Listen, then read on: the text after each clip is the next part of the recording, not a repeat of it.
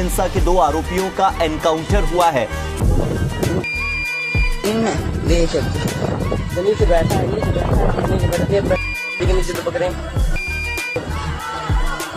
नूह हिंसा में शामिल 2 आरोपियों को मुठभेड़ के बाद गिरफ्तार कर लिया गया। उन पर और ये बोलेंगे कि बताया नहीं कि हम ससुराल आए और मुलाकात नहीं हुई।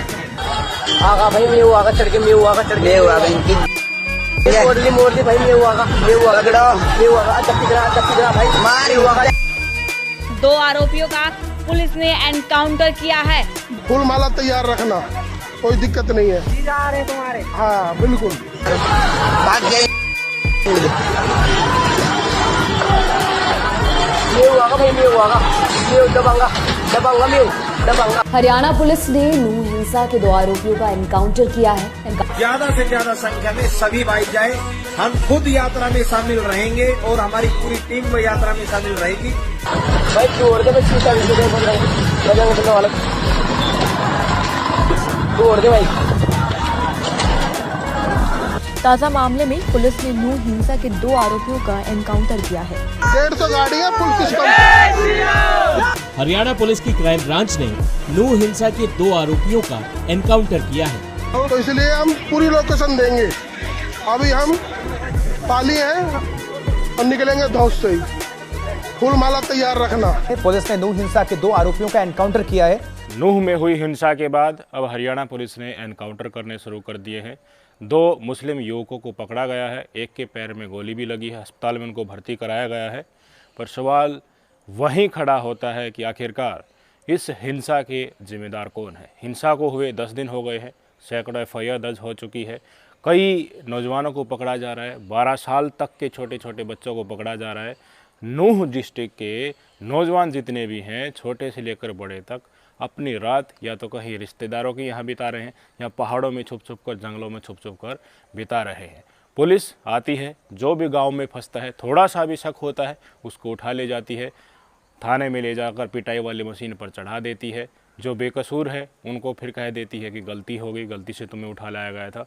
ऐसे ऐसे वीडियोज़ सामने आ रही हैं साथियों। पूरा पीट पीट कर लोगों को काला कर दिया है पीछे से, और बाद में पुलिस कह दे रही है कि आपको तो हमने गलत उठाया था, आप चले जाइए। सर अचानक 11 और 12 के बीच में हम अपने अपने कमरों में लेटे हुए थे, तो एकदम से पुलिस फोर्स आती है। सर हमने उनसे कहा सर बात क्या है, जो तुम आतंकी हो। घूसे थप्पड़, हमारी जो वाइफ है उनको मारा, हमारे जो बुजुर्ग माता पिता उनको मारा। फिर लास्ट में उन्होंने कहा भाई बेटे ये एक गलती से हमसे हो गया। मैंने सर वो आपकी बात ठीक है, लेकिन हम जो हमारे को हमारी इंसानियत को ठोस पहुंची, हमारे मम्मी पापा को मारा गया, उनका क्या होगा सर। आज यही जानने की कोशिश करेंगे कि असल में अब तक जितनी भी इन्फॉर्मेशन आ रही है उसके हिसाब से इस हिंसा के पीछे असल जिम्मेदार है कौन। दैनिक भास्कर ने अपनी ग्राउंड रिपोर्ट प्रकाशित की है। स्पष्ट तौर पर उन्होंने कई चीज़ों के ऊपर पॉइंट आउट किया है। सबसे पहले तो नल्हेश्वर मंदिर है, वहाँ से सबको आपको पता है कि यात्रा शुरू हुई थी। वहाँ से यात्रा 2.5 किलोमीटर दूर चली थी। तिरंगा चौक है, तिरंगा चौक पर ये सारा का सारा हिंसा का घटनाक्रम हुआ। तिरंगा चौक के साइड में ही एक गांव है, राइट साइड में खेड़ला गांव। उस खेड़ला गांव के लोगों से बातचीत की, उनसे बातचीत में पता चला है कि 1 दिन पहले ही मीटिंग हो रही थी पूरे एरिया में। मीटिंग कौन ऑर्गेनाइज कर रहा था इसका नहीं पता था। उस मुस्लिम समुदाय के लोगों की मीटिंग हो रही थी। मीटिंग में निर्णय लिया गया था कि कल किसी को भी घर से बाहर नहीं निकलना था। हिंदू समुदाय के लोग हैं, उनसे भी बातचीत हुई। हिंदू समुदाय ने भी यही बोला कि हमें भी यही कहा गया था कि 31 तारीख को आपको घर से बाहर नहीं निकलना है। पूरे गांव को ये मैसेज दिया गया था। अब सवाल ये पैदा हो रहा है कि ये मीटिंग किसने ऑर्गेनाइज की थी, और जिन जिन लोगों ने ये फरमान जारी किया, जो जो उस मीटिंग में मौजूद लोग थे वो कौन थे। इन्हीं लोगों से बातचीत की तो इन्होंने बताया कि हिंसा करने वालों में स्थानीय लोगों की संख्या बहुत कम हो सकती है, न के बराबर भी हो सकती है। लोग बाहर से आए थे, बड़ी संख्या में बाहर से आए थे, और सिर्फ आधे घंटे में ही जब यात्रा उस तिरंगा चौक की तरफ बढ़ रही थी, इतनी भारी संख्या में भीड़ इकट्ठी हो गई। पत्थर बोरी में भर भर कर पत्थर वहाँ पर मिले हैं साथियों। तो ये सिर्फ कुछ ही समय में एक हुई घटना स्पष्ट तौर पर नहीं है, पहले कुछ न कुछ इसके इंडिकेशन मिले थे। माहौल धीरे धीरे धीरे धीरे गर्म होते होते इस चरम सीमा पर पहुंचा है। क्यों पहुंचा है, इसकी तह तक जाएंगे। सबसे पहले तो आप सबको पता है कि जिम्मेवार इसके लिए एक तरह से ठहराया जाए तो पुलिस प्रशासन ही है। पुलिस प्रशासन सचेत नहीं हुआ। अगर नफ़रत दो लोगों के बीच में होती है तो उनको खुला छोड़ दिया जाता है, उनके बीच में एक दूसरे के बीच में कुछ टसल चल रहा है तो नुकसान वो अपने आप का और दूसरों का आपस में लड़ झगड़ कर कितना भी बड़ा नुकसान कर सकते हैं। मोनू मानेसर के ऊपर आरोप क्या है? नासिर और जुनैद के हत्याकांड का। गो तस्करी को लेकर लगातार मुस्लिम समुदाय के लोग इनसे परेशान रहते हैं, उनको परेशान करता रहता है। मोनू मानेसर के ऊपर कई तरह के आरोप लग रहे हैं कि पैसे लेकर भी ये गाड़ियों को छोड़ देता है, जो पैसे नहीं देता है उनको चोट पहुंचाता है और पुलिस के हवाले कर देता है। गोरक्षा की आड़ में गोरख धंधा कर रहा है। मोनू मानेसर के ऊपर ये आरोप लग रहे हैं। नासिर और जुनैद को जिंदा जलाने का आरोप इसी मोनू मानेसर पर लग रहा है।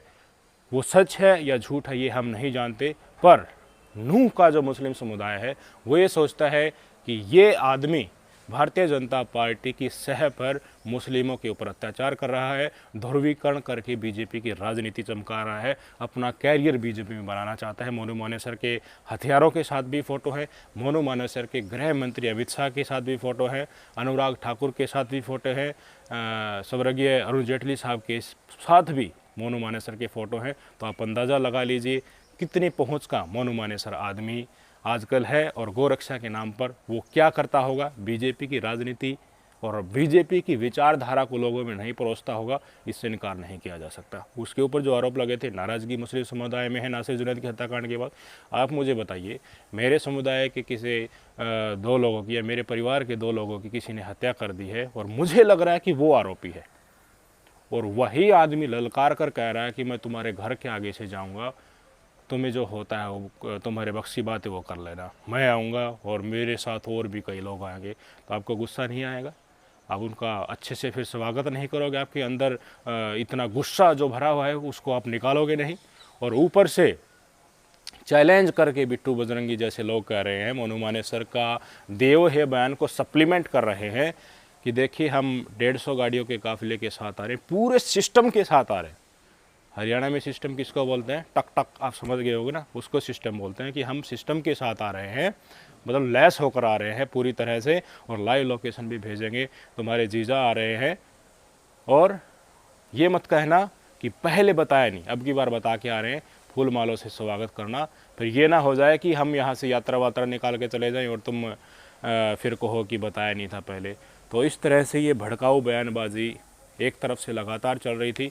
मोनू मानेसर ने भी 3-4 दिन पहले बताया जा रहा है वीडियो डाला था, और उसके बाद माहौल धीरे धीरे गर्म होता गया। मुस्लिम समुदाय से जो बातचीत की है, नूह में जाकर जो ग्राउंड रिपोर्ट आ रही है उसमें बातचीत की, तो पता चल रहा है कि बाहर से लोग लगातार बुलाए जा रहे थे, और जिस दिन ये हिंसा हुई उस दिन सुबह ही लोग आना शुरू हो गए थे, यात्रा से पहले ही। मैं दोनों पक्षों की बात करूँगा, दोनों पक्षों में क्या क्या हो रहा था। और बड़ी ही अचरज की बात है साथियों, जहाँ से यात्रा निकलनी थी उसकी दुकानें सारी की सारी मोस्टली बंद दुकानें थी। ये दुकानें बंद क्यों थी? मुस्लिम समुदाय की 30 तारीख को जो मीटिंग हुई थी, उस एरिया में जो मीटिंग हुई थी वो किसके कहने पर हो रही थी? इसके पीछे कौन है? कौन इसको ऑर्गेनाइज कर रहा था? और बाहर से जो लोग आ रहे थे, वहाँ के नेटिव लोग बता रहे हैं कि बाहर से आ रहे थे, तो बाहर से जो लोग आ रहे थे उनके साथ किसने संपर्क साधा? कौन इस चीज़ को मैनेज कर रहा था?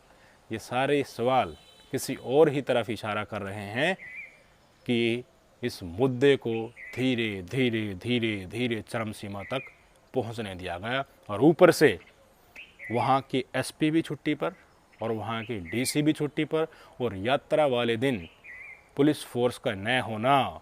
घटना स्थल से जब ये पत्थरबाजी हुई, झड़प हुई आपस में, वापस लोग मंदिर की तरफ भागे हैं, पुलिस के 900 लोग बता रहे थे, एसपी साहब तैनात थे, उनसे पूछा गया कहाँ गए वो, तो बोले इधर उधर हो गए होंगे। वहाँ के एसपी जिस समय पर हिंसा हुई, पलवल के एडिशनल चार्ज उनके पास था, वो भाई साहब अपने पलवल में ही बैठे थे, उस जगह पर मॉनिटर भी नहीं कर रहे थे। अगर कोई भी इस तरह की यात्रा होती है, हज़ारों लोग इसमें शामिल होते हैं, तो उसकी कम से कम 1 सप्ताह तो पहले परमिशन लेनी होती है ना। 1 सप्ताह पहले परमिशन ली जाती है, परमिशन लेने के बाद इंटेलिजेंस अपनी रिपोर्ट सौंपते, उसके बाद सुरक्षा के पुख्ता प्रबंध किए जाते हैं। तो अगर इंटेलिजेंस होती, ये सारे काम होते, कायदे कानून के तहत, तो ये पता नहीं चलता कि मुस्लिम समुदाय की बैठक हो रही है। वहाँ पर पुलिस तैनात होती तो पुलिस के इंटेलिजेंस अफसर की नज़र में ये नहीं आता कि जिस रूट से यात्रा निकलने वाली है वहाँ पर सारी दुकानें बंद क्यों हैं, और जहाँ से नल्हेश्वर मंदिर से यात्रा शुरू होनी थी वहाँ पर शुरुआत दिन से ही सुबह से ही लोग इकट्ठा होने शुरू हो गए थे और वहाँ पर हेट स्पीच देगी। कहा गया कि यहाँ पर कृष्ण महाराज जो है अपनी गायें चराते थे।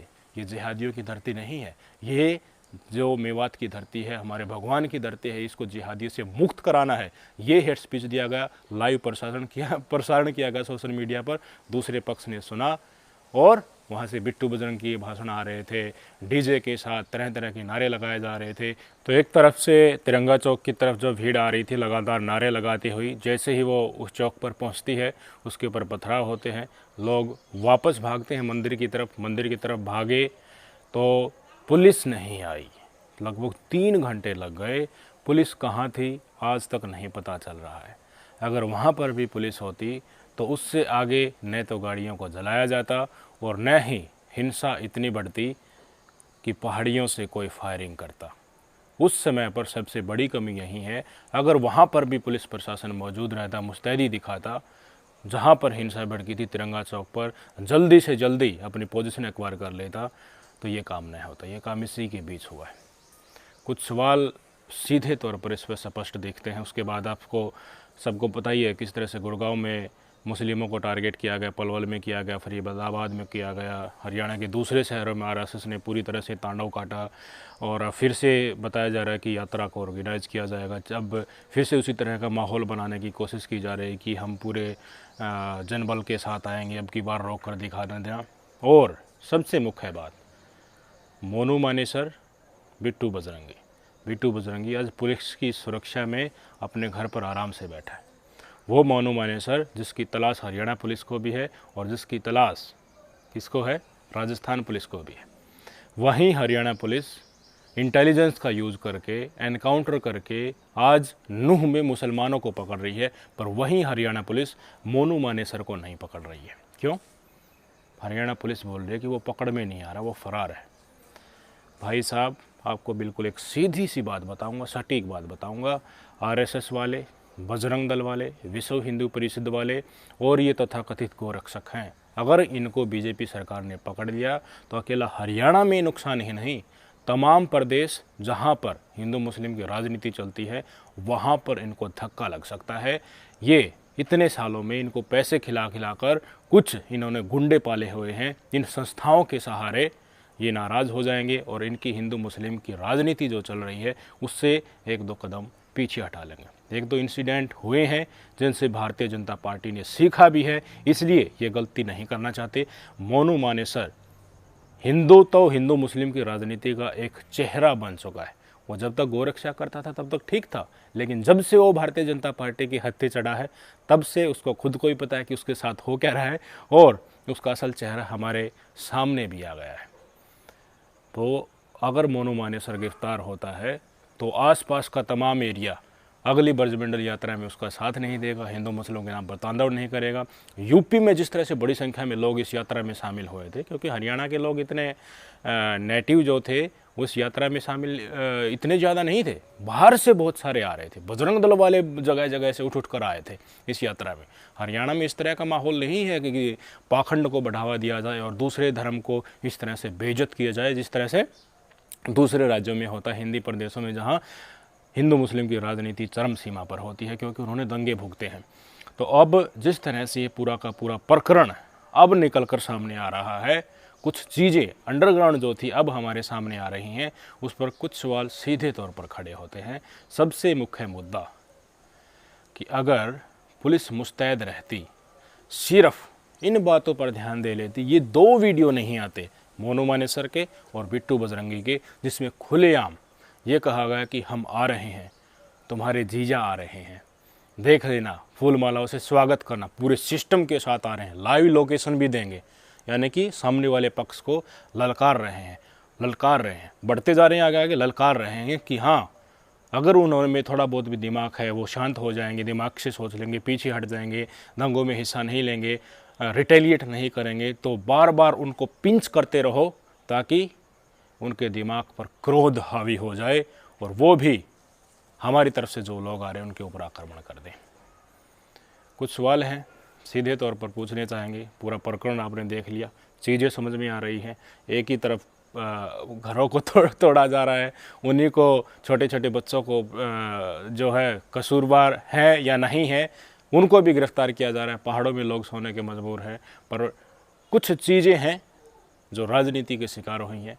इल्ज़ाम अगर आज कोई भी उस प्रदेश के मुसलमानों पर लगा रहा है, सब मेवात के मुसलमानों को देशद्रोही करार करने में लगा है, उन सबको पत्थरबाज करार करने में लगा हुआ है, इस बीच में ये जानना ज़रूरी हो जाता है कि इस घटना का असल जिम्मेदार कौन है। पूरा प्रकरण देखा, एक दो सवाल हैं जो सीधे तौर पर हम पूछना चाहेंगे, आपके आगे रखना चाहेंगे। उनके सवालों के जवाब इसी वीडियो में आपको मिल जाएंगे और आपको चीज़ें भी समझ में आ जाएंगी कि घटना के लिए जिम्मेदार कौन था। एक एक करके मैं सारे सवाल बता देता हूँ। सबसे पहले तो आधे घंटे में इतनी भीड़ दूसरे पक्ष से कैसे इकट्ठा हो गई, ये पुलिस को क्यों नहीं पता चला? प्रशासन क्या कर रहा था? सबसे मुख्य बात यह है, जिस तरह से बताया जा रहा है कि जिस दिन हिंसा है उससे पहले मीटिंग हुई थी और जिस दिन हिंसा हुई उस दिन सुबह सुबह ही बाहर से काफ़ी भारी भीड़ आई थी। उन्होंने नाश्ता पानी भी वहीं पर किया था नूह में आकर के, और उन्होंने जिस तरह से पोजीशन ली वो कहाँ से आई थी, इस बात का पड़ताल होनी चाहिए। उस समय पर पुलिस प्रशासन कर क्या रहा था? दूसरा है, नल्हेश्वर मंदिर के रास्ते की दुकानें बंद थी तो पुलिस को शक क्यों नहीं हुआ? जो यात्रा से अलग जो वहाँ पर श्रद्धालु जा रहे हैं, मंदिर में यात्रा करने जा रहे थे, उनसे बात की तो वो बोले कि हमारे तो बिल्कुल सरप्राइज़ हो गया, आज तक हमने ऐसा नहीं देखा। जब ये यात्रा निकलती है तो मुस्लिम समुदाय के लोग भी पूरी तरह से समर्थन देते हैं, स्वागत करते हैं, दुकानें खुली रहती हैं।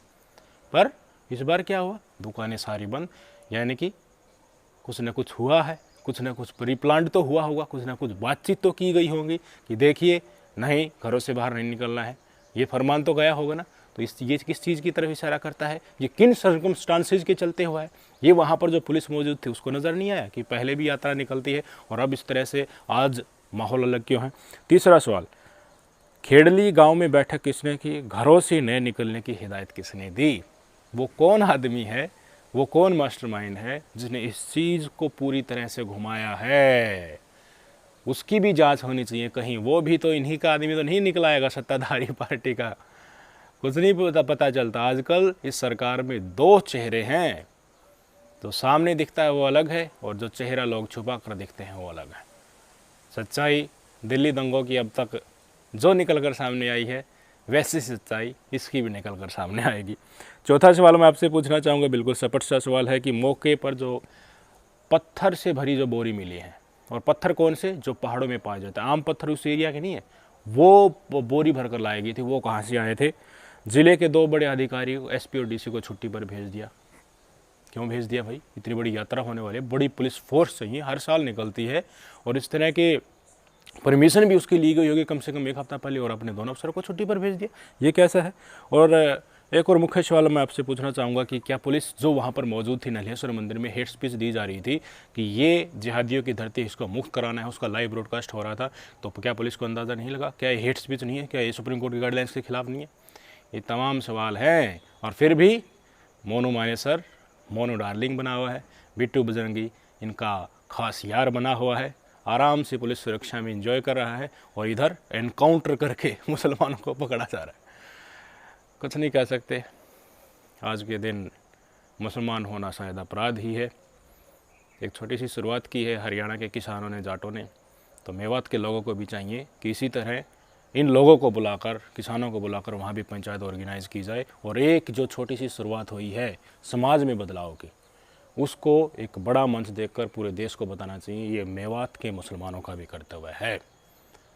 सिर्फ माहौल, सामाजिक माहौल सुधरेगा तभी ये अत्याचार बचेगा, तभी माहौल सुधरने से ही राजनीति की जो मुद्दे हैं वो बदलेंगे, हिंदू मुस्लिम से अलग हो सकेंगे। सामाजिक तौर पर आज जो किसानों ने और जाटों ने ऐलान किया है कि मुसलमानों को कोई हाथ लगाएगा तो हम देख लेंगे, इसको एक बड़ा मंच देने की ज़रूरत है। मुस्लिम पक्ष जो मेवात का है, उनके प्रति भाईचारा हमेशा से हिंदुओं का रहा है, हरियाणा के लोगों का रहा है, तो बहुत जाट समुदाय के लोग उस तरफ भी हैं, इस तरफ भी हैं, तो आपस में बातचीत करके, बड़ी पंचायत करके पूरे देश को संदेश देना चाहिए। सामाजिक बदलाव जब तक नहीं होगा तब तक न तो राजनीति बदलेगी और न ही मुसलमानों के ऊपर अत्याचार रुकेगा। अलग अलग रूप में ये शोषण होता रहेगा। ध्यान रखिएगा, किसी के बहकावे में नहीं आएगा। राजनीति इस तरफ से भी आ जाती है, इस तरफ से भी आ जाती है, कांड कुछ करवा जाती है, मासूम लोग पूरी उम्र जेलों में सड़ते हैं। सोचिएगा।